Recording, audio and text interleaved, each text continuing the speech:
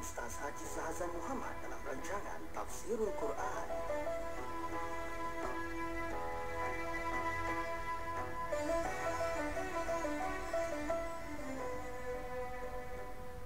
Assalamualaikum warahmatullahi wabarakatuh.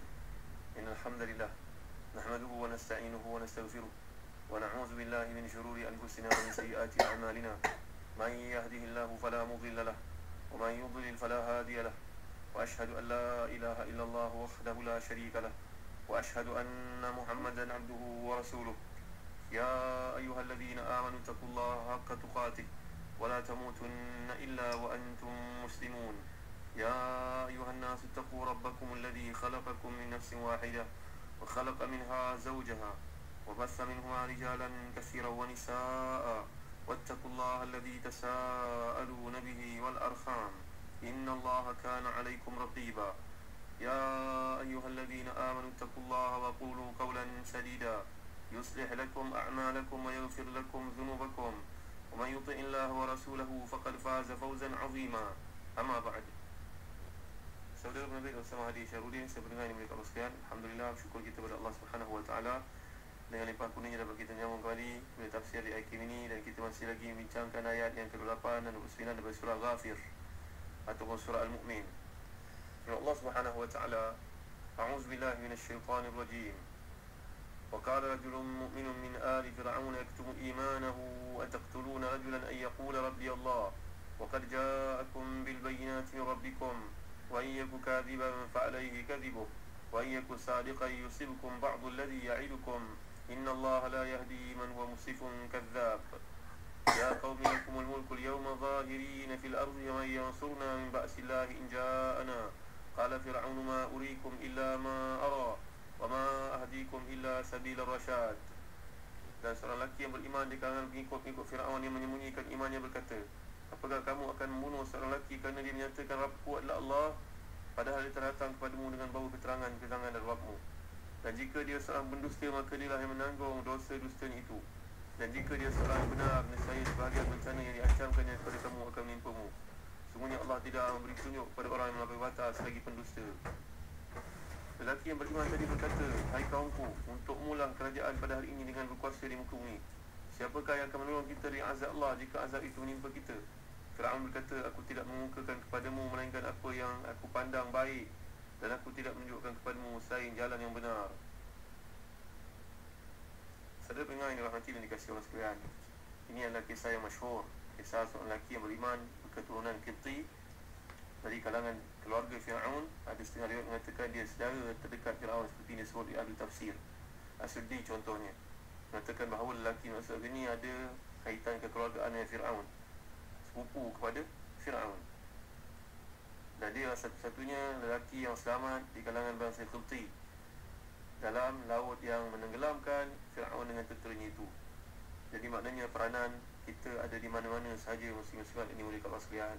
Tak perlu nak menanti jadi seorang ustaz barulah nak menegur perkara ini mungkar, maksiat, barulah nak menyebut ma'ruf. Bila kita dah bergelar seorang belajar agama, bila kita dah pulang daripada haji, barulah peranan tersebut dimainkan. Salah sebenarnya. Di mana saja kita berada, maka ada peranan seseorang itu untuk dimainkan. Muslim-muslimat ini mulia Allah sekalian, perbezaan yang disebut oleh para ulama tafsir, contohnya dalam tafsir Al-Munir, menyatakan bahawa perbezaan di antara Abu Bakar radhiyallahu anhu dengan lelaki ini adalah Abu Bakar ternyata imannya lebih kuat daripada lelaki tersebut, lebih solid, kerana lelaki ini dia menyembunyikan, dia ketumul iman.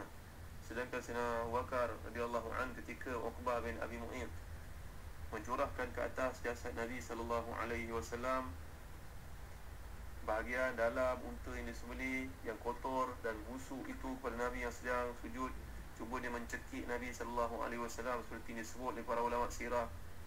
Ternyata Abu Bakar lah yang telah mempertahankan Nabi sallallahu alaihi wasallam dengan menzahirkan imannya.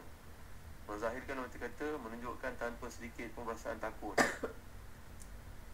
Jadi tentulah iman Abu Bakar radhiyallahu anhu lebih aula berbanding dengan iman lelaki tersebut. Ini juga kenyataan Sayyidina Ali karramallahu wajhah ketika Sayyidina Ali menangis menyebut tentang kelebihan Abu Bakar radhiyallahu anhu.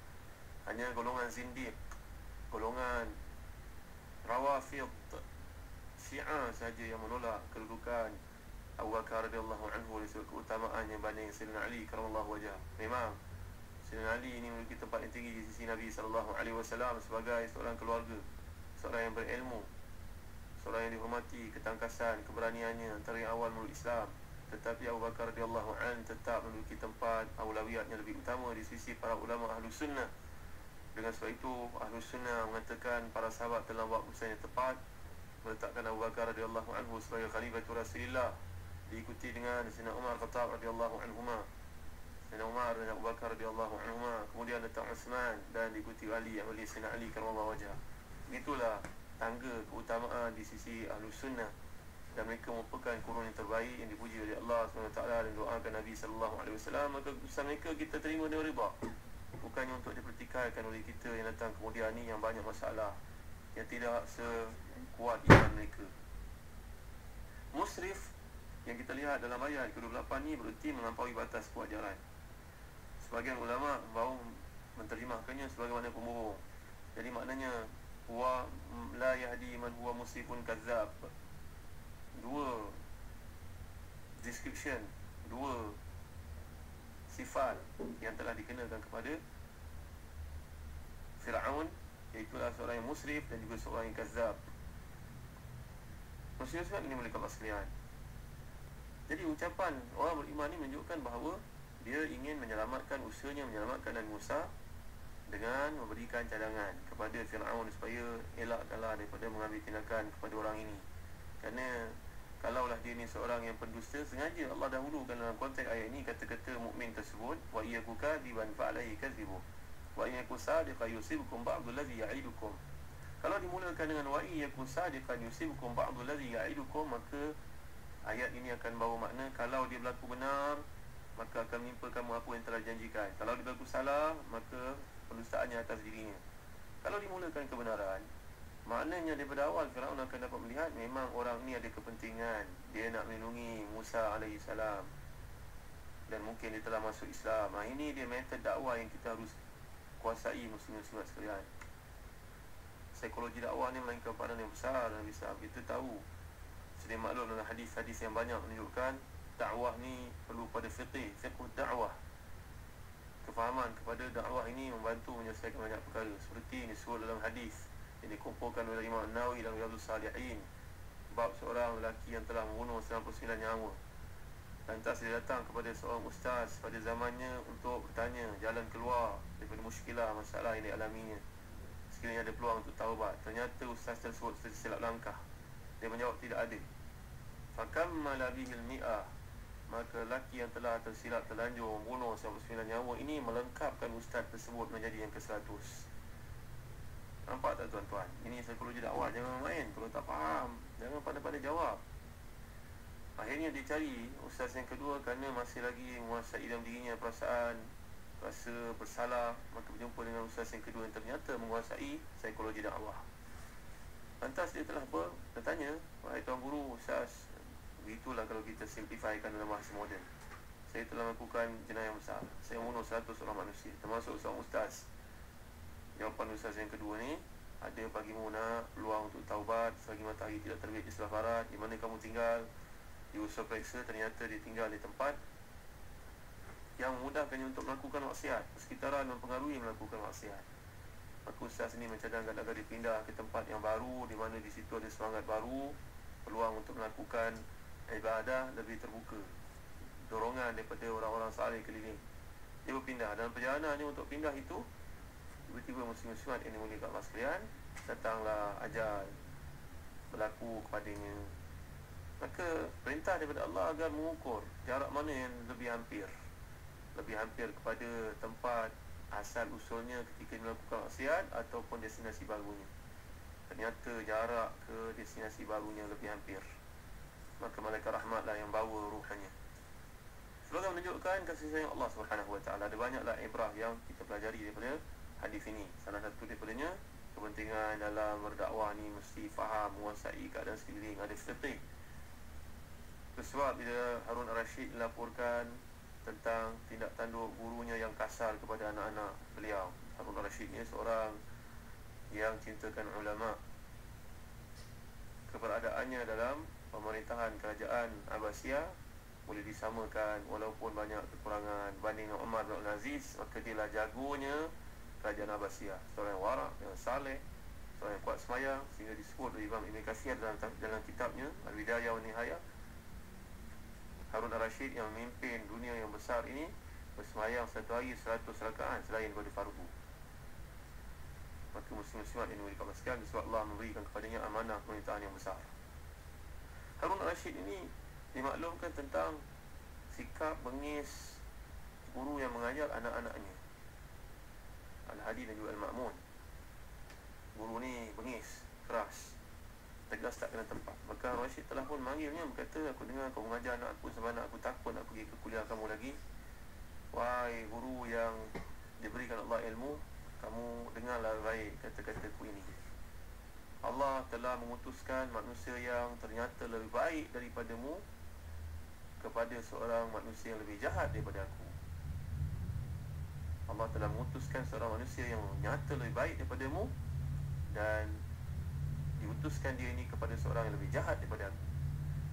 Itulah Allah telah memutuskan Nabi Musa. Nabi Musa confirm lebih baik daripada kamu, dia seorang Nabi, kamu hanyalah seorang ustaz.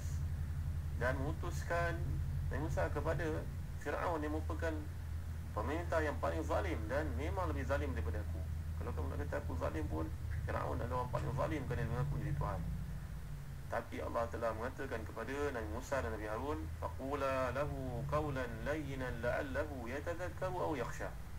Dulu kita pernah belajar daripada kitab Al-Mufradat oleh Abu Bakar Al-Kafawi, bahawasanya Nabi Musa ni diutuskan pada usia 40 tahun menjadi Nabi, macam Nabi Muhammad SAW. Dan Nabi Musa telah pun berdakwah kepada Fir'aun ini selama 40 tahun. 40 tahun tuan-tuan sekalian. Tapi dalam tahun-tahun yang awal sentiasa Allah ingatkan Nabi Musa sebagai berlaku baik. Apakah Allah tidak tahu Fir'aun akan mati dalam kafir? Allah mengetahui segala-galanya, tetapi Allah SWT mengajar Nabi Musa untuk memahami, mengajar psikologi dakwah, berdebatlah dengan cara yang terbaik. Dan Allah firmankan kepadanya, faqula lahu qawlan layyinan la'allahu yatadhakkaru aw yakhsha. Wahai Musa dan Harun alaikumussalam, pergilah kepada Fir'aun ini dan katakan kepadanya kata-kata yang lemah lembut, mudah-mudahan la'allahu yatadhakkaru aw yakhsha, dia mendapat ingatan dan dia menjadi takut, dia kembali. Semuanya telah ada dalam ilmu Allah, tapi Allah mengajar psikologi dakwah ni harus faham. Jadi inilah proses dakwah yang berterusan. Setiap kita ada peranan. Nampaknya lelaki yang terlibat dalam pemerintahan kerajaan Fir'aun ini berperanan mengikut kemampuannya. Lantas dia telah menyuruh Fir'aun ini jangan bertindak pada zalim pada orang ni. Kalaulah dia pembohong, biarlah dia pembohong itu menipu dirinya. Kalau dia benar pun, apalah salahnya. Pada kita ni, kita ada banyak benda lain nak dijayakan. Dia mempengaruhi Fir'aun. Dan kalau dia berlaku benar, maka kita kena bimbang kalau apa yang dia janjikan itu menipu kita. Ini dia tuan-tuan, perempuan yang berkata sekalian. Inilah dia yang menarik untuk kita kaji ayat Allah SWT. Semuanya bukan kebetulan. Allah mengkehendaki kita belajar sesuatu hakikat di sebaliknya. Dalam kuliah akan datang kita akan lanjutkan huraian tafsiran ayat ke-9. Allahu a'lam. Sallallahu ala sayyidina Muhammad wa ala alihi wa sahbihi wa baraka wa sallam. Alhamdulillahi rabbil alamin. Wa barakallahu fikum. Wassalamu alaikum warahmatullahi wabarakatuh.